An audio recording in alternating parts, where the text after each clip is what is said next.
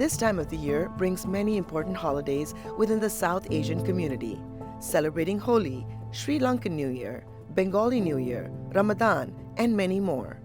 Culturally specific and religious holidays carry important meanings like signifying a fresh start, making sacrifices, and simply spreading joy. Through the inevitable hardships that caring for a loved one can bring, today's caregivers realize the blessing. According to a recent survey, caregivers report that despite the multitude of challenges that they face, helping a family member or friend in need has a positive effect on their lives. In this episode, we focus on health, wellness, and the joys of caregiving.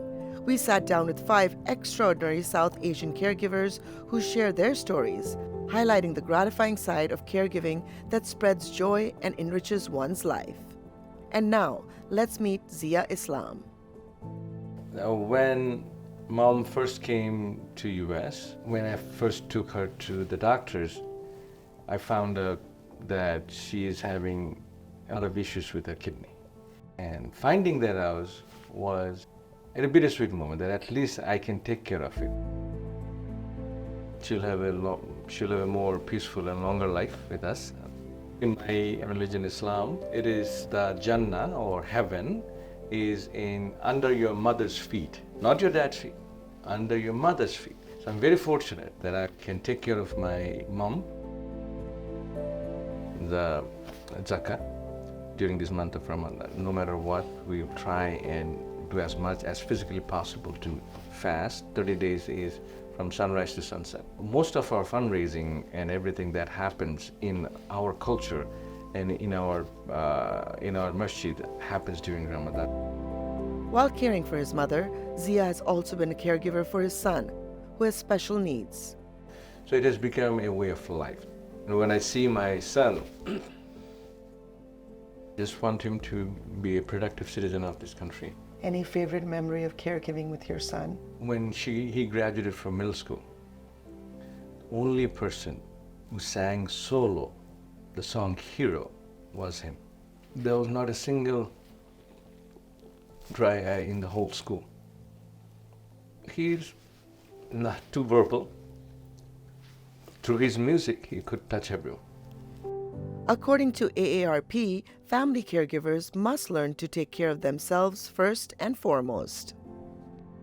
How do you take care of your own health? I'm a military guy.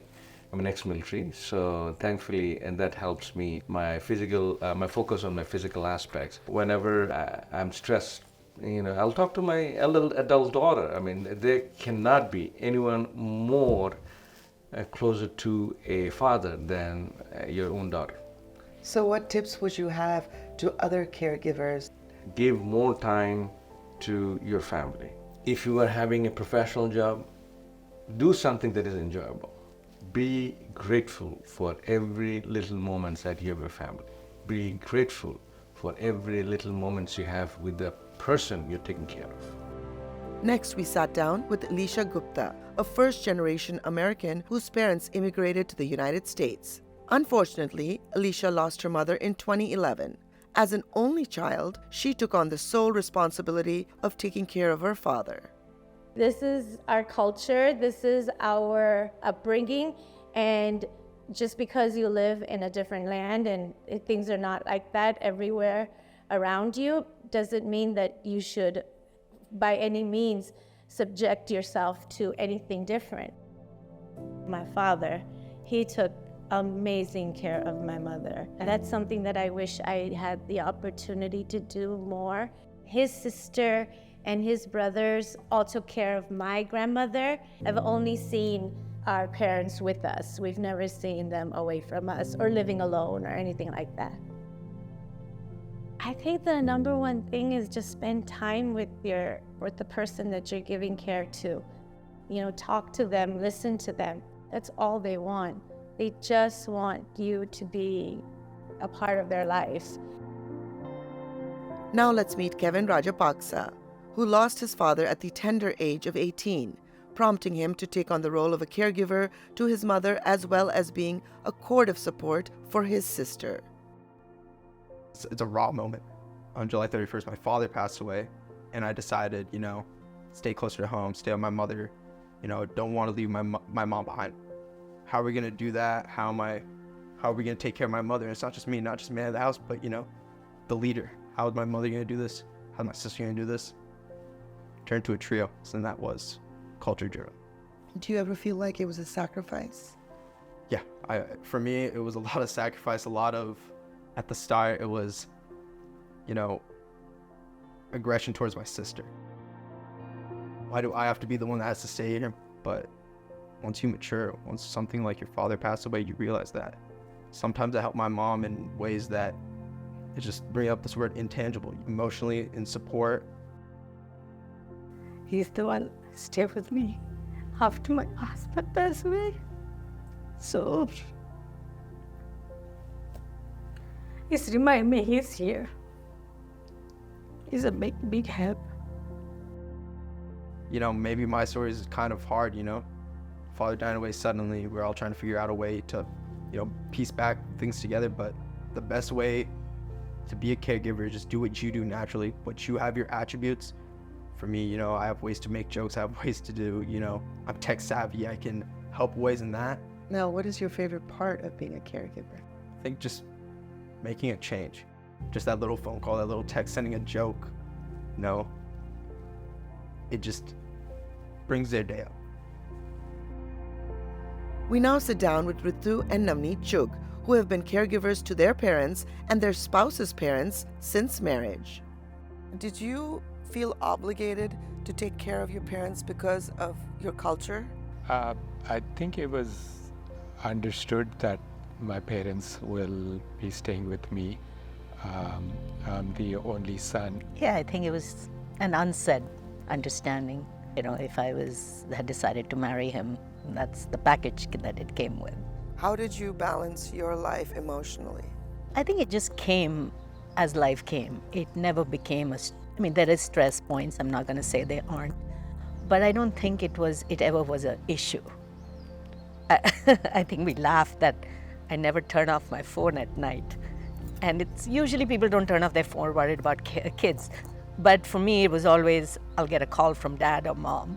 So I still never turn off my phone at night. Ritu has more to deal with it than I do, and whether it's my parents sick or her parents, no matter what, the women end up with more of the work. तो क्या आप कहना चाहेंगे आप रितु के लिए? रितु ने बड़ी सेवा की है. अगर रितु नहीं चाहे तो जॉली भी कुछ नहीं कर सकता. बहुत ध्यान रखती है, शुगर नहीं खाने देती. जब इधर उधर होती है मैं उठा के खा लेती हूँ, तो चुपचाप से खा लेती हूँ. ये 13 साल का था तो उसके एक्सीडेंट में डेथ हो गई. उसके बाद इसको लगा कि सारी रिस्पॉन्सिबिलिटी इसी की है.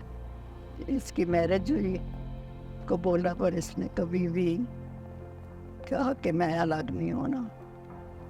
सो इसके जैसा बेटा तो परमात्मा सबको दे. Jolly, he is a wonderful man. मेरी इतनी सेवा करता है Jolly. Tell me a favorite story or what you've learned through caregiving. I've learned to take care of my own health. I've learned that life should be about health span and not lifespan, to walk and to eat vegetables and fruit. Tell me a favorite story of you and your late dad. One day he came up with the best line. He says, I'll close my eyes and I'll pretend that I'm dead and you go ahead and cremate me. One of the good things about being able to take care of them is when to let go. It's hard. But I think there is, for their sake, there is a relief to know they are at peace. What tips would you give people who are caregiving for their older parent?